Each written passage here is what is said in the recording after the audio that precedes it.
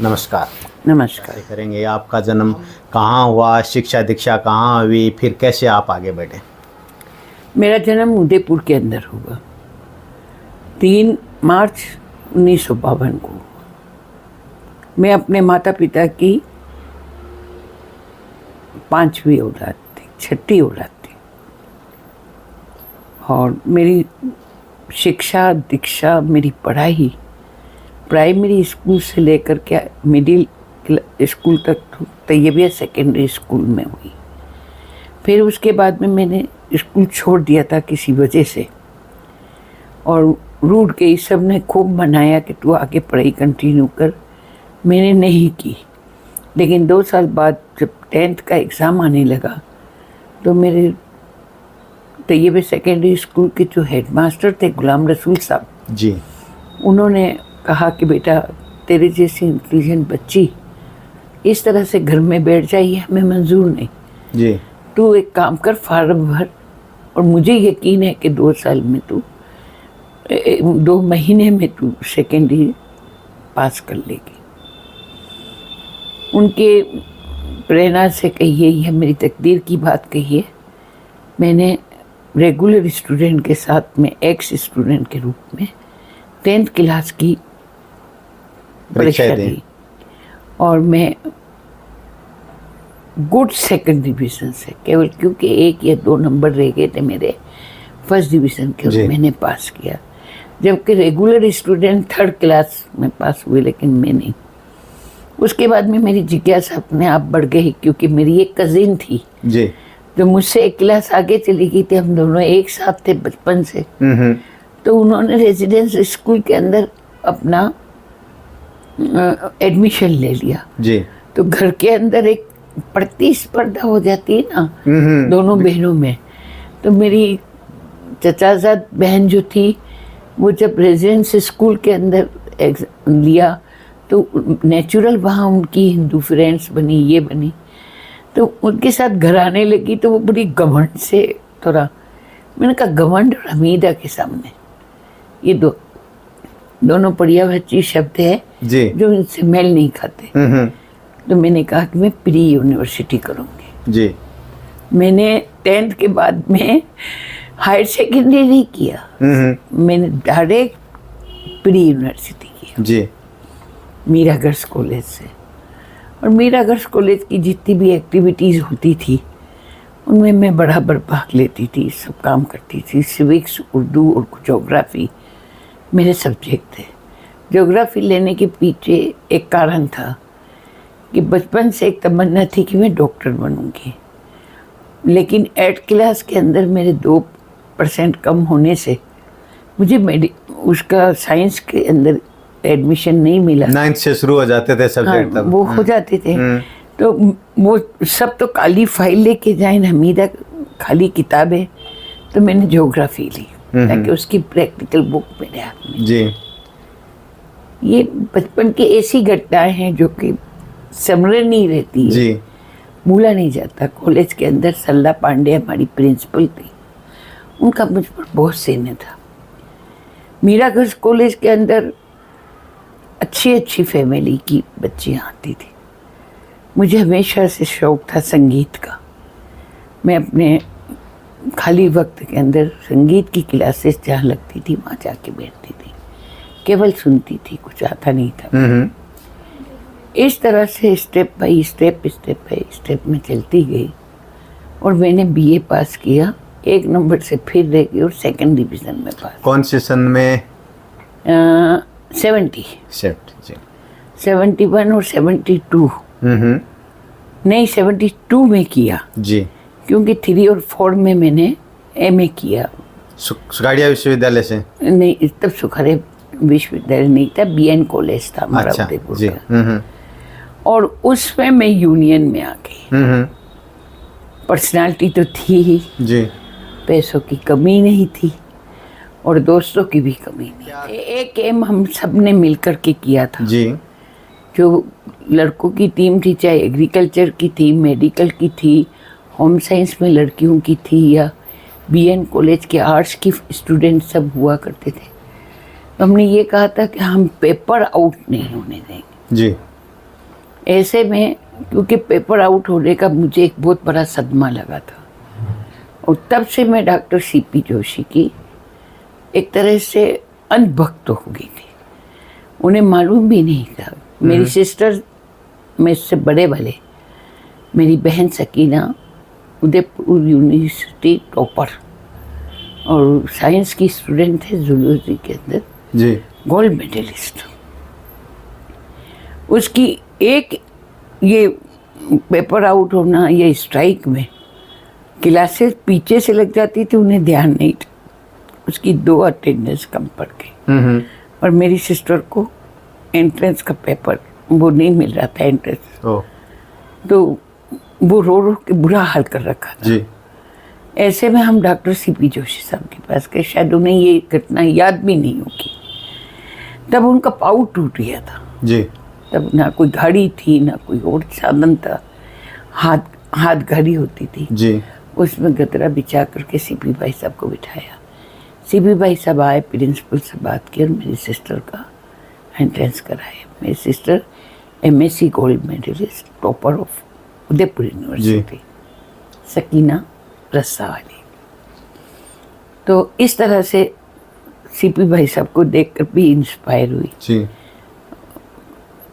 इस चक्कर में धीमे धीमे तो कॉलेज में प्रेसिडेंट? मैं आर्ट्स फैकल्टी के अंदर फिलोसफी डिपार्टमेंट के अंदर अच्छा, पहले सेक्रेटरी बनी, हाँ। मैं प्रेसिडेंट बनी।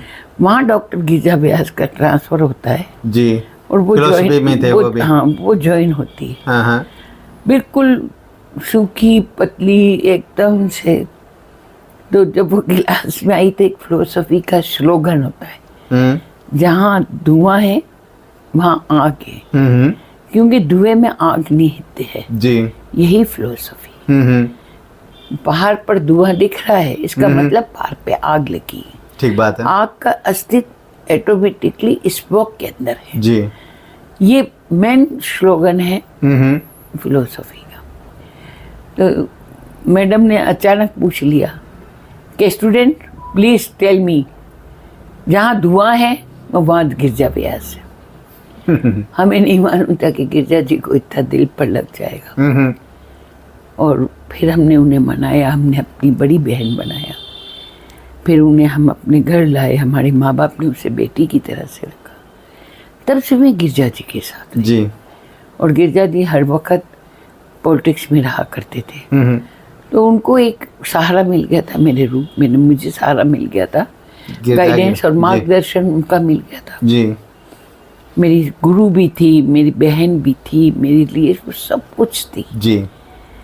तो मैं उनके साथ धीमे कालूलाल जी श्रीमाली चुनाव लड़े, उसमें भी गई। मोहनलाल सुखाड़े साहब लड़े, उसमें भी गई। उदयपुर की विधानसभा के चुनाव में। और जब 77 के अंदर जी देवपुरा जी चुनाव लड़ रहे थे, तो हालत ये थी कि बूथ पर बैठने वाले एजेंट नहीं हुआ करते थे। नंबरदार स्कूल के अंदर हमारा नंबर आता था। अब वहाँ कोई तैयार नहीं कि दूसरा बूथ खाली रहे, तो 2 बूथ के बीच में मैं अपना ये लगा करके मैंने उनकी पोलिंग कराई। ताज्जुब की बात कि उदयपुर का उस वक़्त का रिजल्ट देख लिया जाए, वहाँ से देवपुरा साहब जीते थे। इस तरह से धीमे धीमे आपके कॉन्टेक्ट बढ़ते हैं, आपकी जिज्ञासा बढ़ती है। मैडम का 80 में वहाँ दौरा हुआ। डॉक्टर गिरिजा व्यास ने, सुनिए यहाँ 2 बात हुई। डॉक्टर गिरिजा व्यास ने खुद तो बने मेन कांग्रेस के उपाध्यक्ष और मुझे महिला प्रकोष्ठ की अध्यक्ष बना दिया। अब जेल पढ़ो आंदोलन हुआ जी, इंदिरा जी के वक्त में जी। तो हमने कहा हम अंदर जाएंगे। डॉक्टर गिरिजा व्यास नहीं जा सकती थी, जाती तो उनकी लेक्चरशिप चली जाती जी। और उस समय उदयपुर देहात और शहर दोनों के अध्यक्ष, एक को हार्ट अटैक आ गया, एक का ब्रेन हेमरेज हो गया जी। सोगानी साहब का तो ब्रेन हेमरेज हो गया और प्रभाकर साहब को हार्ट अटैक आ गया। अब संचालन कौन करे, क्योंकि हमारे उपाध्यक्ष और महामंत्री और ये सब तो पहले दिन ही जेल में चले गए थे। तो उस संचालन को आपने संभाला? मेरे पास उसका सर्टिफिकेट भी है। जी। जेल भरो सबको सर्टिफिकेट मिला था। ये हालत हो गई थी कि मेरे यहाँ से लेके यहाँ तक सोइलिंग आ गई थी, ओ क्योंकि हम पूरे दिन चिल्लाते थे जेल के बाहर और अंदर हमारे साथी होते थे।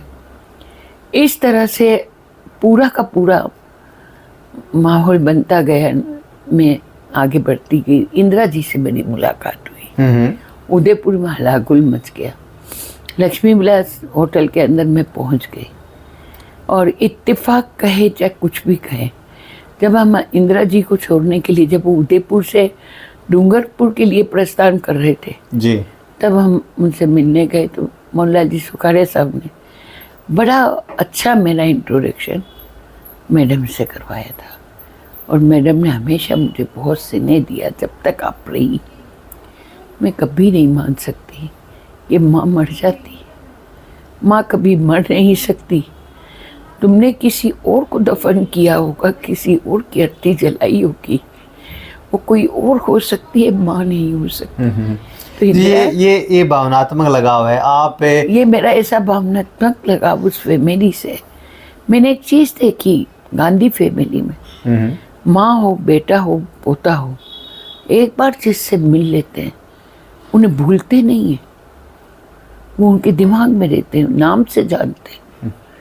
ताज्जुब मानेंगे जी, नाम से जानते हैं। अच्छा, उदयपुर के बोरा समाज से आप थे और बोरा समाज का किसी ने माना नहीं जी, किसी ने माना नहीं, किसी ने मेरी मदद नहीं की।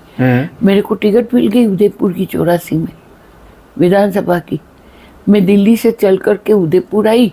मैं सबको यकीन दिला दी कि इनकी इतनी छोटी सी लड़की, कोई 22 साल की लड़की, और इसको काय का टिकट मिले, जो बात है। किसी ने यकीन नहीं किया। संजय जी ने यूँ कहा था कि 5 मई को जी ऑल ओवर इंडिया के अंदर यूथ को जिनको टिकट मिली है वो अपना नॉमिनेशन भरेंगे जी। मैं कोशिश करती रही। उधर दिल्ली में एक समझौता हुआ जी। मोहनलाल सुखाड़िया साहब, गुलाब सिंह शक्तावत, भट्ट साहब और हनुमान प्रभाकर एंड पार्टी, शेषमल पगाड़िया वगैरह जी, शंकरलाल जी और ये सब आदिवासी सब नेतागण। समझौते में क्या हुआ कि हनुमान प्रभाकर को तो मिली मावली की टिकट जी, और मेरी टिकट कट के और शेषमल पगाड़िया को। अच्छा, मैं बच्ची तो थी, खूब रोई। तो मुझे देहात ब्लॉक के अध्यक्ष हनुमान प्रभाकर ने कहा कि तेरी टिकट करा देता हूँ अगर दिल्ली में तेरी मदद हो सके। हमने फ़ोन किए, हमें कोई नहीं मिला, खाली मुझे उस्मान साहब मिले जी। तो उस्मान अपने बीकानेर के थे। मैंने कहा किस तरह से मेरी टिकट कर, क्योंकि बीबी अब अल्लाह अल्लाह करो, टिकट तो कटी गई, कांग्रेस की मदद करो। एक किस्सा याद आता है बहुत अजीब सा जी। संजय जी को बहुत धक्का पहुंचा जब नाथद्वारा की मीटिंग करके निकले कि उदयपुर में तो कोई शेषमल पगाड़िया है और जिस हमीदा को, नसरीन को हमने टिकट दी वो नहीं है। तो उन्होंने अपना दौरा कट किया, एकलेन जी से सीधे, नाथद्वारा से सीधे चले गए डबोक, प्रभाकर जी के उदयपुर के स्टेडियम में मीटिंग जमी की जमी रह गई। संजय जी नहीं आए, फिर हम लोग भाग करके गए, माँ उनसे मिले, बात करी, सब रूटीन की बात थी। अगर वो जिंदा रहते तो मैं आज यहाँ नहीं होती, मैं बहुत बड़ी पोस्ट पर होती, क्योंकि हम उनके साथ थे।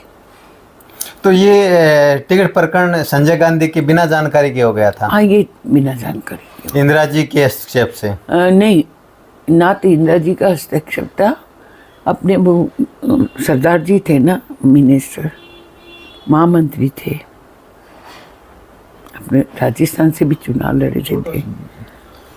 नहीं, अपने बूटा सिंह जी। हाँ, बूटा सिंह जी। और ये AICC में ये लेवल पर हुआ होगा, तो मुझे इतना नॉलेज है, क्योंकि आपसे बात कर रही हूँ तो मैं कोई गलत बयानी कर भी नहीं सकती। चलिए, सब वहाँ से दिल टूट गया, सब कुछ हुआ, रोए धोए सब कुछ करा। फिर एक आवाज़ आई कि उदयपुर में शेषमल पगाड़िया चुनाव हार गए। हमारे कौम के अंदर 3 दिन के रोज़े आते हैं रजब के महीने के। जी तो बोरा कम्युनिटी के अंदर गर्मी में रोज़े औरतें और कई वोट डालने नहीं गए, तो मेरे पर इल्ज़ाम लगाया कि इन्होंने शेषमल को राय से पार्टी से निकलवा। चलो उसी बीच में मेरी इकबाल साहब से मुलाकात तो थी ही, और हम लोगों ने डिसाइड किया ना, हमारे परिवार की सहमति से मेरी निकाह हुई, शादी हुई। अमीदा नसरीन से अमीदा बेगम बन गए। अमीदा बेगम बनी।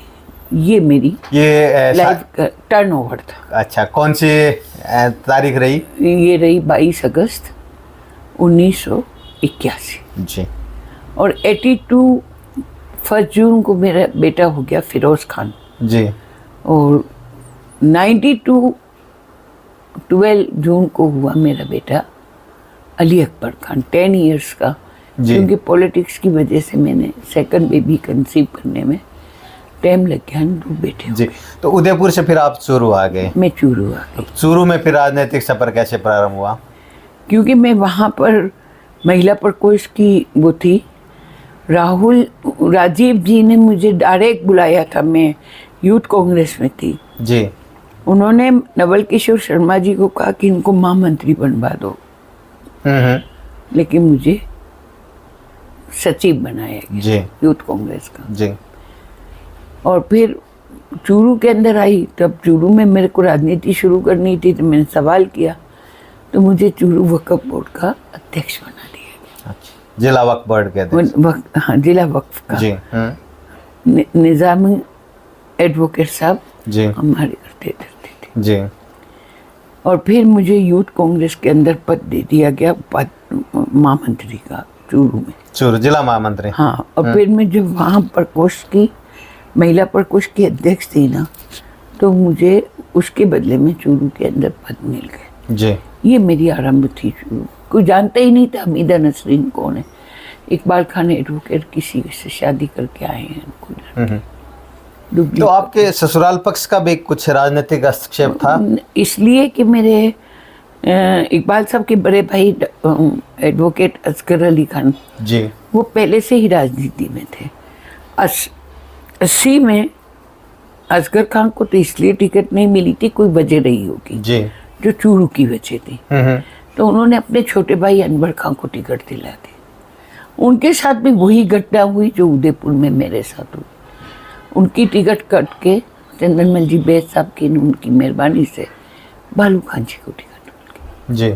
मैं मेरे सफ़र पर गामजन रही। फिर 84 का मैडम की एसेशन हो गया, ये हो गया, और राजीव भैया बन गए थे। मैं फख्र करती हूँ कि मुझे भाई ने हम जानते थे, ऊपर स्टेज पर से आवाज़ दे करके मुझे बुला लेते थे। तो राजीव जी ने कहा कि मेरे को बड़े बड़े नेता लेके गए एक सफदरजंग के अंदर कि इनको टिकट देनी है सांसद की। मोर सिंह जी को दिला के लाए, चंदनमल बैद मेरी टिकट कटवा दी। जब कटवा दी तो इस फैमिली को दिमाग में रहता है कि हमने किसको क्या दिया था। जी। राजीव जी ने मुझे विधानसभा की टिकट दे दी। मैं विधायक बन गई। विधायक बनी, बड़ी बहुत खूबी से। मुझे भाषा नहीं आती थी, मैं गांव के रास्ते नहीं जानती थी, लोगों को नहीं जानती थी। तो मुझे बड़ा, और रहती मैं गांव में जाती तो मैं इतना अफसोस करती कि ये लोग यहाँ क्यों रह रहे, ना यहाँ पानी है, ना यहाँ बिजली है, ना इन लोगों को कोई काम करने के, बस केवल एक हाथ में ले करके वो डेरा काटना, वो बस, उसके अलावा कुछ भी नहीं दिखता था मुझे। यहाँ ऊँट दिखते थे। मैंने कहा कि ये क्यों जाते हैं, क्यों रहते हैं यहाँ, समझ भी नहीं। गांव से पहला वास्ता था वो आपका? पहला वास्ता था। गांव वालों ने मुझे बहुत प्यार दिया, बहुत स्नेह दिया। लेकिन एक गांव के अंदर कुछ औरतों ने एक बात कही जी। एक हमारा ढाडर गांव था, तो मैं तो सुबह घर से दूध वगैरह पी के जाते हैं, शहरी लोग थे। हाँ, ठीक बात। तो हमारा एक गिलास ही काफी था। गांव वाले सत्कार करते तो क्या करते कि अपने वहाँ पर कांसी का उसमें भर के दूध पिलाते। जी। तो मैं कहा नहीं नहीं मैं तो नहीं पीऊंगी, मैं तो पी के आई हूँ। तो शाम तक बहुत ज्यादा हो जाए। नहीं, शाम तक की आवाज उठ गई कि ये तो मियाँ की लड़की है और ये तो छुआछूत करती। तो मेरे जो प्रधान थे, दुष्प्रचार हुआ। हाँ, जो मेरे प्रधान जी थे एमा राम जी, जो मुझे बच्ची की तरह से रखते थे। जी। लिखवा राम जी तो भलुका जी के साथ चले गए थे। तो उन्होंने कहा कि एक मोमेंट करके मेरे सरपंच थे सिरसिली के जी। उन सब ने मुझे समझाया कि आपको जो भी देना आप ले लिया करो, मत पियो, पीछे कर दो, हम मामन जी ले लेंगे। हाँ हम ले लेंगे। हाँ। फिर मैंने यही किया। तो फिर हम आगे निकले, तो मैं नाम तो नहीं जानती थी, लेकिन वो गांव में औरतों ने कहा कि आ गई आपको सिट्टो सेक दे। अब तो मैं बोल सकती हूँ, तब तो मैं नहीं समझी सिट्टा किसको कहते हैं। आपको सिट्टो सेकेगी ना, आज जाति की पीठ देख लो, 5 साल बाद चेहरा देखोगा। मैं वहां तो कुछ नहीं बोली, संघर्ष करते हुए जीत गए। मेरे सामने प्रतिद्वंदी में था राजेंद्र सिंह राठौर और गुलाम नबी गौरी जनता दल से। तो ये दूसरे तीसरे नंबर पे रहते राजेंद्र सिंह राठौर। लेकिन कांग्रेस के भीतर घात में मैं मारी गई 90 के चुनाव। अगला चुनाव तो आप जो चुनाव जीती वो किन के सामने जीती? फिर मैं जीती, भालूका जी मेरे सामने चुनाव लड़ रहे थे निर्दलीय उस रूप में, उसके सामने मैं जीती। और राजेंद्र राठौर मेरे से हारा था। अच्छा। और गुलाम नबी गौरी को मैंने हराया था और मैं जीती थी वहाँ से। मेरा मुकाबला लोक दल से और जनता दल से था जी। उनके सामने मैं अपना चुनाव जीती थी। उस वक्त फिर कांग्रेस की सरकार बनी। उस वक्त कांग्रेस की सरकार बनी और मुझे रास्ता मिलता गया, रास्ते में घनी बहुत सारी हड़बड़ें आई। मैं अपना काम करती रही। फिर मैंने एक बात कही जीतने के बाद, जब मुझे धन्यवाद के लिए गांव लेके गए मेरे प्रधान वगैरह, तो मैंने कहा गांव वालों से, मुझे बहुत ज़्यादा तो तुम्हारी बोली समझ में नहीं आ पा रही है, बोल नहीं पा रही हूँ, लेकिन एक फायदा करती हूँ कि आप मेरा चेहरा 5 साल बाद नहीं, मैं हर साल अपनी टीम के साथ अपने खर्चे पर आपको नहीं बुलाऊंगी जयपुर या चूरू, मैं खुद आपके पास आके पूछूंगी कि आपके गांव की समस्या क्या है। और मैं हर साल आऊंगी और मैंने वो परंपरा डाल दी। तो मैं आपको, मेरे को बड़ा फख्र हुआ, मैं गांव में जाती और मुझे यहाँ पर बड़ा बिग एंड मिला हुआ था जी। मैं चाहती वो काम हो करवा लेती थी।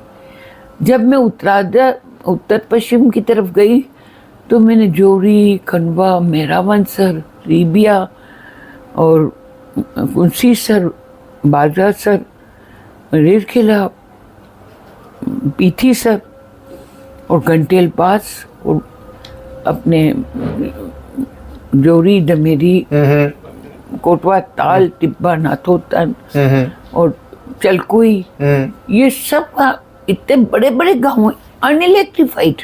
जी। मैंने कहा क्यों? और गांव में पी चलती थी, मैं कभी जानती नहीं थी पी किसको कहते हैं। तो गांव वालों ने कहा कि हमारा पैसा हम देते हैं नहीं, ये 2 मशीनें हैं, ये फेल हो जाती है तो हमें पानी की बगी। तो मुझे खंडवा के किस्सा याद है जी। एक लड़का भर के पानी लाया कि लोग विधायक जी पियो जी। तो मेरे मुंह में लेके फू कर दिया, क्योंकि वो एकदम खारा मेरी जबान फट गई। मैंने वहां प्रण किया, मैंने बब्बा से आके कहा, मतलब मुख्यमंत्री महोदय से, मैं कुछ नहीं जानती, प्लान में ये सब ले लो एक साथ। पढ़ी लिखी थी, जानती थी कि एडमिनिस्ट्रेशन कैसे चलता है। इन 35 गाँवों को एक साथ इलेक्ट्रीफाई कराने का मैंने प्लान के अंदर ले लिया। हर साल 6 गाँव। 1985 का चुनाव आप जीत गए। उस वक्त हरिदेव जोशी जी राजस्थान के मुख्यमंत्री बने, तो आपकी सरकार में भी सहभागिता बनी? मेरी सहभागिता करीब करीब तय हो गई थी। लेकिन मुझे नहीं मालूम पड़ा कि नीचे से मेरे पाँव खींच कौन रहा है। जी।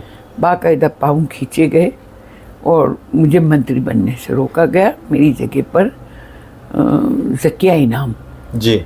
जो रायपुर मध्य प्रदेश की रहने वाली थी, राजकुमारी शर्मा हमारी महामंत्री थी, वो भी रायपुर के रहने वाले थे और उन्होंने उनको बनवाया। जी।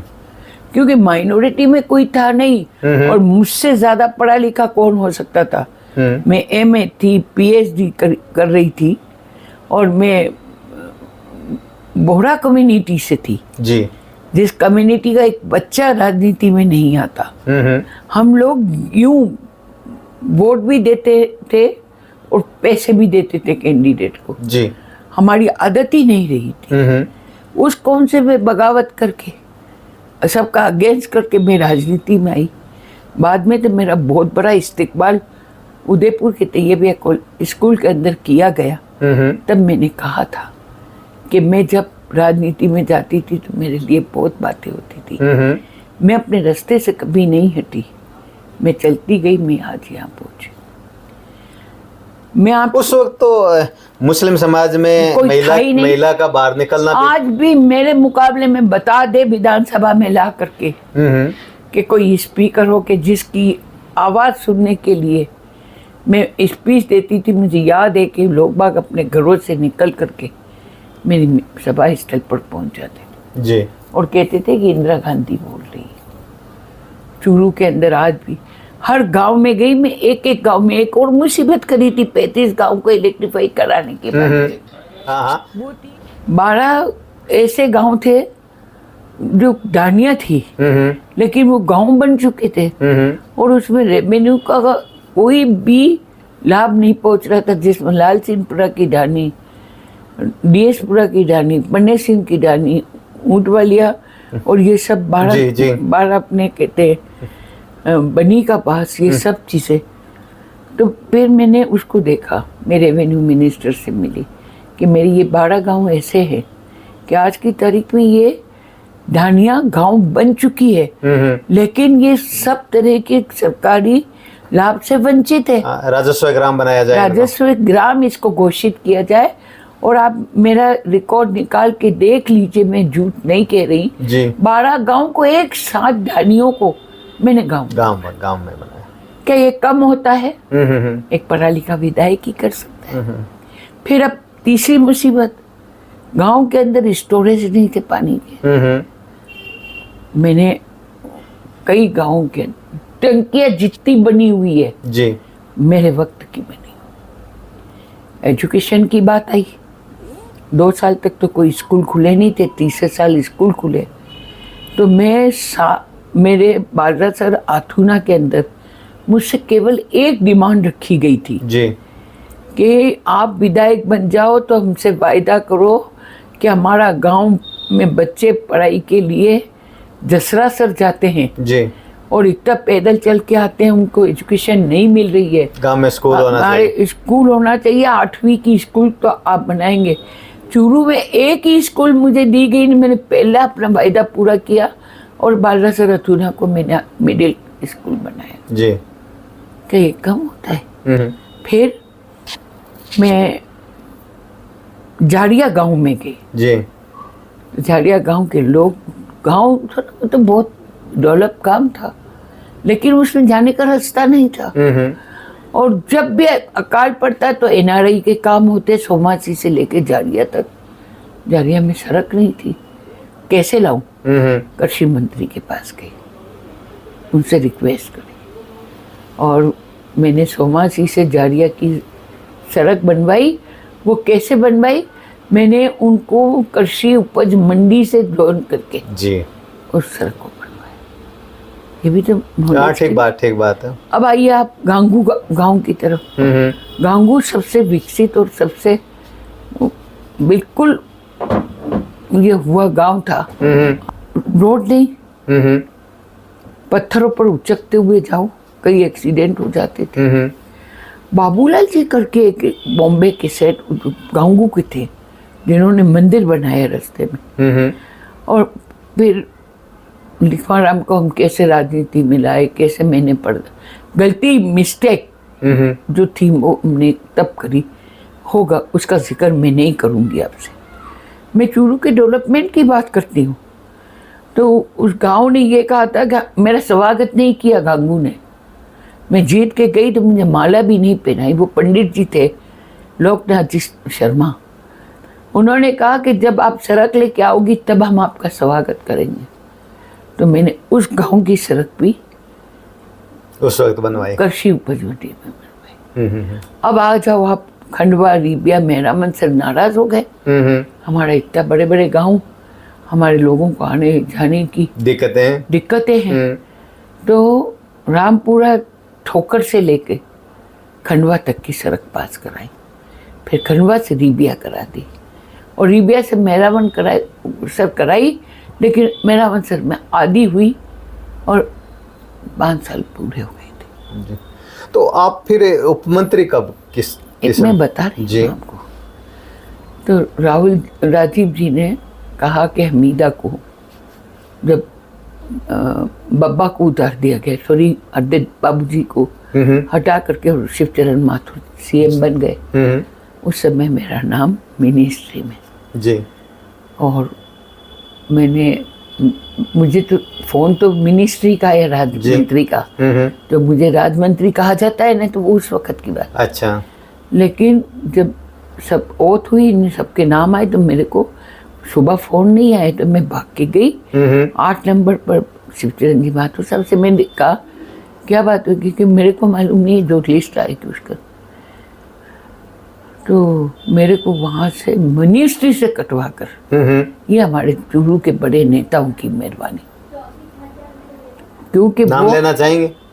ना लिया जाए चलिए तो ठीक है। दिवंगत आत्मा ठीक बात है, ठीक बात। दिवंगत आत्मा को मैं नहीं चाहती कि कोई बात हुए। तो मेरे को तब पता चला कि मेरा नाम कटवाए, क्योंकि हरदेव बाबूजी को उतरवाने में उन्होंने मदद की थी शिवचरण जी माथुर साहब की। तब अशोक गहलोत हमारे गृह मंत्री बने थे बिना चुनाव के जी। तो जब मैं पहुंची थी कि आपको पार्लियामेंट सेक्रेटरी बनाया गया है, आंख में आंसू भर दिए, लेकिन मेरी ओथ हुई, ओथ दिला रहे मुझे शिवचरण माथुर। तो आप ये देखिए उसके अंदर वहाँ मेरे साथ धोखा हुआ। फिर जब रीशिफल हुआ, हरदेव बाबूजी आए, तब मेरे को स्टेट मिनिस्ट्री का था, तो मेरे साथ इंदर सिंह जी पूनिया को पार्लियामेंट सेक्रेटरी बनाया गया, मुझे केवल उप मंत्री बनाया गया। अच्छा। कि दो नहीं दे सकते। जी।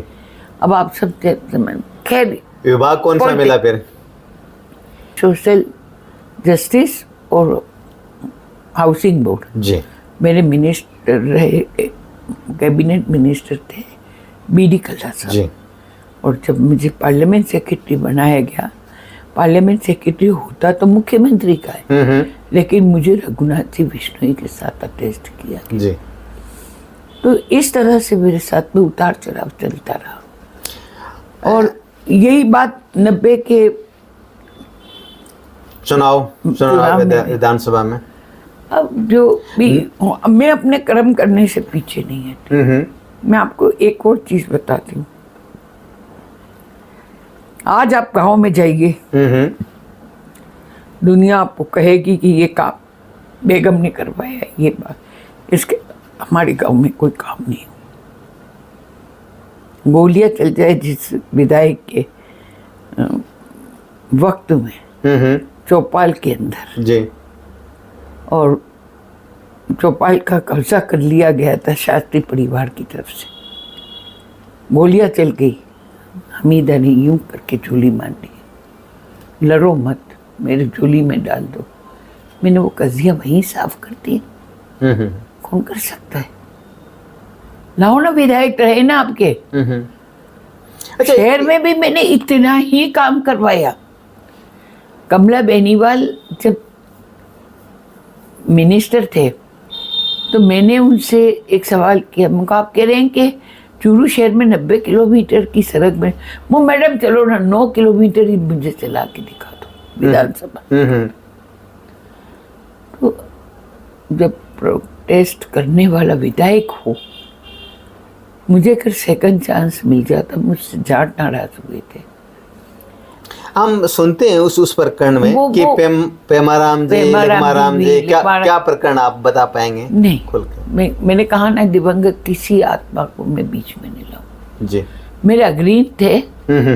उन्होंने मेरा अगर कहीं पर कोई बात ऊंची नीची हुई तो जरूर मेरी गलती रही होगी जी, कि उन्होंने मेरा विरोध किया।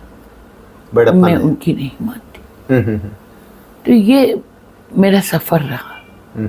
लेकिन जिस राजेंद्र राठौड़ ने बच्चों की तरह से रोए थे मेरे सामने हारने के बाद, जिसको हमारे वहाँ के काबिल वकील ने उदयपुर भेजा था कि ये गलत बोल रही है कि ये एमए है, पीएचडी है, फर्स्ट क्लास है, आप उदयपुर यूनिवर्सिटी में जाके इसकी मार्कशीट लाओ, नहीं मिलेगी तब अपन इसको डेफिमेशन का केस करेंगे, हटाएंगे विधायक से। मैं एक दिन हरदेव बाबू जी की यहाँ से वापस आ रही थी, तो मुझे अशोक होटल के बाहर, ये अपने सर्किट हाउस चौराहे पर जी, वहाँ पर राजेंद्र सिंह राठौर और अश्कली भाई टाक मिले कि हम तो आपसे मिलने आए थे। मुझे आ जाइए, मैं आ गई हूँ, बैठते हैं, चाय पीते हैं। जब हम अंदर गए तो राजेंद्र राठौर ने अपनी जेब से मेरी एमए की मार्कशीट निकाल के मुझे दी कि चूरू की बदनसीबी होगी कि आप जैसी विदुषी को वो नहीं पहचानेंगे, और जब पहचानेंगे तब तक। मेरी बहुत रिगार्ड करते हैं राजेंद्र राठौड़ आज भी। चुनाव लड़ना एक अलग मेथड है। वो मेरा विरोध करते हैं, मैं उनका विरोध करती हूँ। लेकिन उन्होंने कहा, मैंने कहा आपको क्या ज़रूरत पड़ गई थी मेरे एमए की मार्कशीट की? शायद उन्हें याद भी नहीं होगा, बहुत बड़े आदमी हो गए हैं, लेकिन मुझे उनका एक एक कही हुई बात याद है। उन्होंने कहा मैं उदयपुर गया आपकी ये लेने के लिए, क्योंकि मैं आपके खिलाफ झूठे प्रकरण के, ये तो अभी मोदी जी का चल रहा है ना, वैसा ही प्रकरण के अंदर कि झूठी है और कोई इसके पास डिग्री नहीं। तो जो हम एप्लीकेशन आज देते हैं और 10 दिन के बाद मार्कशीट मिलती है, मैं सुबह गया ना 2 बजे मेरे हाथ में आपकी मार्कशीट दे दी कंप्यूटर ने मिलाकर, और उदयपुर में मैंने आपकी शान देख के आया हूँ। और आप जैसी विदुषी औरत को अगर चूरू वाले पहचान नहीं पाएंगे तो कभी चूरू ही पछताएगा, आप नहीं पछताएंगे। तो ये संबंध बाद में भी बने क्या? बाद में आपने निर्दलीय चुनाव लड़ा, उस चुनाव में नहीं, वो निर्दलीय चुनाव लोगों ने आक्षेप लगाया कि राजेंद्र सिंह की मदद के लिए आपने चुनाव लड़ा। नहीं, वो मैंने विरोध किया कि मैं इस मकबूल मंडेलिया को, ये मंडेलिया परिवार चूरू में क्या मांगता है? टिकट मेरी, जब फाइनल नाम जाते हैं तो 1 नंबर पर मेरा नाम और मकबूल मंडेलिया का नाम आ गया। क्यों? पैसों के बल पर राजनीति चलेगी। चूरू के अंदर कांग्रेस की हार का कारण केवल ये है कि वहाँ का विधायक पैसों के दम पर टिकट लाता है, उनको वहाँ के लोगों की पहचान नहीं। आज कह रही हूँ, आज से पहले कभी तो मुझे तो ये आरोप तो आप पर भी लग सकते थे, क्योंकि बोरा समाज का आपने भी उल्लेख किया कि बोरा समाज पैसे वाला था, उससे एक हम चंदा भी देते थे पार्टियों को, वो थी एकमात्र में महिला थी, और आप चूरू में आए तो चूरू अनजान थी ना। तो मेरे को टिकट में मेरी बोरा कम्युनिटी ने मदद करी जी, ना मुझे और किसी में की। इतना जरूर है कि जब मैं चुनाव लड़ रही थी तो मेरी उदयपुर की जमात, बोहरा जमात मेरे प्रचार में आई थी, क्योंकि मेरे लिए अनर्गल बात बालू खान जी ने की थी और एक लेटर जारी किया था। अच्छा, जिसमें मुझे बहुत अपशब्द से याद किया गया था। तो मेरे कौम वालों को धक्का लगा था। मेरी पूरी कौम, मेरी जो जमात होती जनी सोसाइटी, वो आई थी और मुझे 72,000 रुपये चुनाव लड़ने के लिए दे के गई थी। मैं क्या करती, मैं कितना खर्चा हो जाता था? 54,000 हुए मेरे 85 के चुनाव में। 85 के चुनाव, और उसके बाद कंगाल हो गए 90-91 में। तो बस यहाँ तक कहूँगी, इससे ज़्यादा नहीं। आज की राजनीति को आप किस परिप्रेक्ष्य में देखते हैं फिर? मैं आज की राजनीति को ये जानती हूँ कि हमने जो राजनीति की वो मूल्यों की राजनीति थी, और आज जो है पैसों की राजनीति। मेरी जैसी लेडी को मेरे क्षेत्र से AICC मेंबर ना बनूं, क्योंकि मेरे भाई जैसे बड़े नेता अहमद पटेल साहब का इंतकाल हो गया, सपोर्टर चला गया, तो जिसके मर गए बादशाह रोते फिरे वजीर, हमारी वो हालत होगी। और किन किन को याद करना चाहेंगे आप अहमद पटेल के अलावा? मैं गिरजा व्यास जी को याद किया आपने? जी, मैंने CP जोशी साहब को याद किया जी। मैं पर्सनली दिल से कह रही हूँ आपको जी। मैं अशोक गहलोत भाई को अपना बड़ा भाई मानती हूँ। मेरे बड़े भाई साहब का इंतकाल हुआ था, वो आए। मेरी माँ का इंतकाल हुआ उदयपुर में, वो आए। मेरे फादर का इंतकाल हुआ, वो आए और एक संबल दिया मुझे। उन्होंने मुझे माना कि नहीं माना वो उनका काम है, और वो इस बार दिख गया। देव जोशी जी के साथ भी आपके अच्छे संबंध रहे? वो तो बब्बा थे हमारे, क्योंकि उनका बेटी का ससुराल उदयपुर घंटाघर में है। अच्छा। और मेरी दादा की बड़ी दुकान शाह जी की घंटाघर में थी। अच्छा। और उनके सगे और मेरे दादाजी आपस में धर्मेला था। अच्छा अच्छा। तो उस वजह से वो मुझे जानते थे, मुझे स्नेह देते थे जी। बेटी की तरह से रखते थे। उनके बाद में आज भी सुरेश भाई साहब से जब भी मेरी बात होती है तो वो मुझे बड़ी बहन की तरह से ही मानते। जी जी। मैंने अपनी राजनीति में खूब पाया है, क्योंकि एक ऐसे कौम की बच्ची जो कि क्याम खड़ी कौम से और एक तरफ में बड़ा कौम से, ठीक बात है, दोनों ही कौम बिल्कुल माइनस। आज तो सब आ जाएंगी, लेकिन याद करोगे तो कविता मीरा को याद करोगे ना। हमीदा बेगम जैसी मिनिस्टर बनो के राणा सर के अंदर फुल्ले खां कायम खानी मेरा विरोध कर रहे, मून खानी सरपंच थे। आप एक कोई किस्सा सुनाती हूँ जी। अब घर घर में जो टूंटी चल रही है ना राणा सर में, मैंने चलाई। कैसे चलाई? नौरंग शर्मा वहां पर सरपंच, मेरा धर्म भाई बना हुआ, मीटिंग के अंदर मुझे ओढ़नी उड़ा करके, और आज भी वो मेरा हमारा कायम है। मेरे बेटे तनवीर की मैंने शादी करी तो सबने कहा कि इसको बात बनने कौन आएगा। पूरा राणा सर गांव को लेकर के मेरा भाई मेरा बात बनने आया। कुछ तो होगा ना मेरे में जी। आज भी मेरा नौरंग भाई बैठा हुआ है। तो मैं एक बात आपको बताती हूँ, उनके ऊपर दौरा है, वो दौरे पे रहते राणा सर, नीचे यूं फैला हुआ जी जी। ने ऊपर फुले का मून खानी ने 3 बार 4 बार जो टंकियां बनाई, सब टंकियां बह गई, टूट गई। मेरे मुंह से निकल गया क्या यह डाकनवाड़ा है क्या? अब बच्ची तो थी, निकल गया। उन्होंने इस बात को बहुत उड़ाया कि वो तो हमारे गांव को डाकनों का बूटिया गांव कर रही है। फिर मैंने कहा कि नौरंग भाई बैठो आपके भाई बंधुओं में, मुझे एक टंकी बनाने की बड़ी सी जगह दे दो, मैं नीचे से पानी लिफ्ट करके उस टंकी में लाऊं और उस पानी को पूरे गांव के अंदर घर में, ये घर में टूंटी मेरी लगाई हुई है, क्योंकि मैं जानती थी कि रास्ता कहाँ से मुझे मिलेगा। मेरा क्रिएटिव माइंड केवल गांव में सोचता था, मैं और किसी में नहीं रहती थी। दूधवा खारा में जो बड़े काम किए, अरे आप ये छोड़िए ना साहब, मैं एक बात बताती हूँ, चूरू के अंदर इतने इतने मिनिस्टर बने होंगे, कोई कुछ बना होगा, कोई नेता बना होगा, कुछ भी होगा, लेकिन 10वीं की स्कूल नहीं थी। बागला स्कूल तो बहुत पहले हो गई थी ना। हाँ, बागला स्कूल वो बस एक ही तो थी, और दूर दूर 2 एक थी, एक जैसे गांगू में होगी शायद। आपको ताज्जुब होगा कि मोर सिंह राठौर जो वहाँ के सांसद विधायक सब कुछ रहे, उसके गांव में 10वीं की स्कूल नहीं थी। एक आपकी जोड़ी के अंदर स्कूल नहीं, खंडवा के अंदर स्कूल नहीं, पीथीसर के अंदर स्कूल नहीं। 5वीं स्कूल मैंने कहा खुलवाई, मेरे थोड़ा सा कमज़ोर हो रहा है। 5 सेकेंडरी स्कूल ये बेगम लाइए, जाओ आप पूछो राजेंद्र राठौर से कि तेरे वक्त में कितनी स्कूल खुलवाई तूने।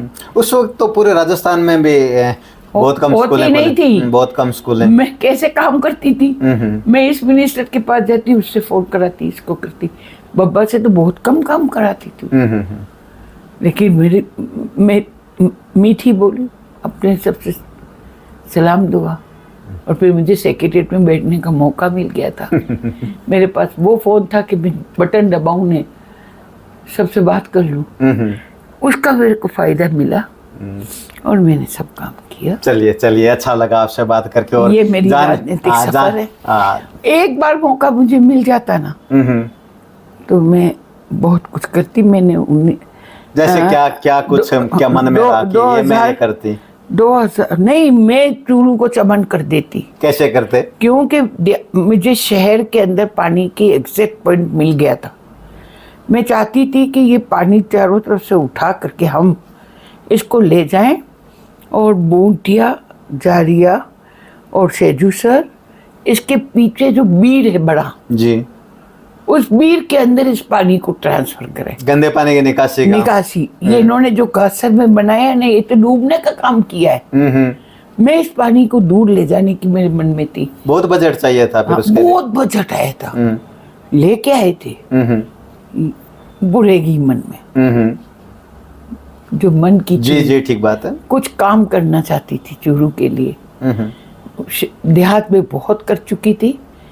आज जो राजनीति कर रहे हैं उनको लिए क्या कहना चाहिए कि क्या क्या करना चाहिए चूरू में? अब अगर चूरू का दिल जीत लो तो सीधा काम है कि देहात के अंदर जो हमारे बच्चे हैं उनके भविष्य को सुधारने के लिए कई स्कीमें चल रही है जो हमारे चूरू में अभी तक गई नहीं है।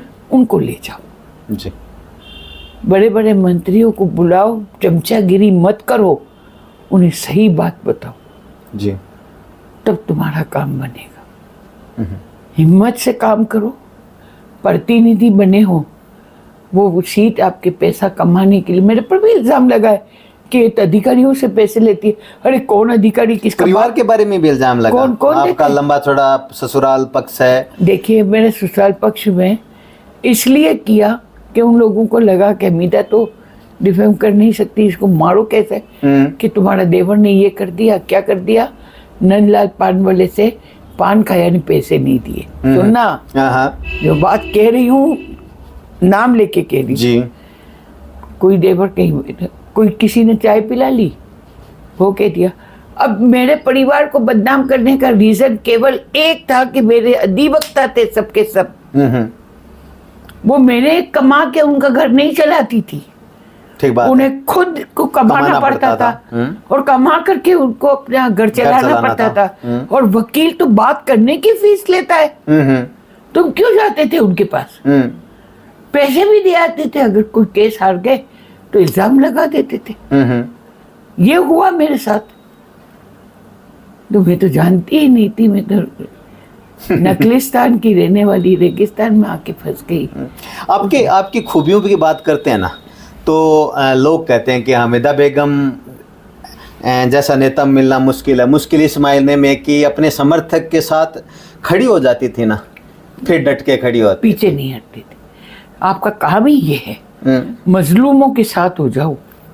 मेरा कोई पैसे वाला दोस्त नहीं है चूरू में, लेकिन आप गरीब तबकों में जाओगे तो वहाँ मैं जिंदा हूँ। मेरे सब साथी गुजर गए, लेकिन जाते जाते कुछ ने अपने बच्चों को कह गए तो उसमें मैं जिंदा हूँ जी। और कौन सा ऐसा गांव है कि जिसमें आपके नाम की छुरी लेकर के उंगली काटने के लिए 100 आदमी आपको लिया आज भी थे। चलिए, यही कमाई है, अच्छा लगा। ये मेरी कमाई है। 5 साल के अंदर मैंने जो मेहनत की उसका खमियाजा मुझे मेरी पार्टी ने मुझे बहुत मान सम्मान दिया, और मैं है ना बराबर काम करती रही, और आज मेरा नाम है। तो सबसे पहला तो मैं धन्यवाद देना चाहूँगी उस पूजनीय आत्मा को जिसका नाम इंदिरा जी था जी, संजय जी था और राजीव जी था। वर्तमान में कौन क्या करता है क्या नहीं करता मैं नहीं जानती, लेकिन राहुल जी से और प्रियंका से आप मिल लीजिए, आपको वो ज़माना याद आ जाए। ना इनको कोई लागे ना लपेटे, ये दिल से काम करते हैं। हमने हमारे बड़े नेताओं से सीखा कि दिल से काम कैसे।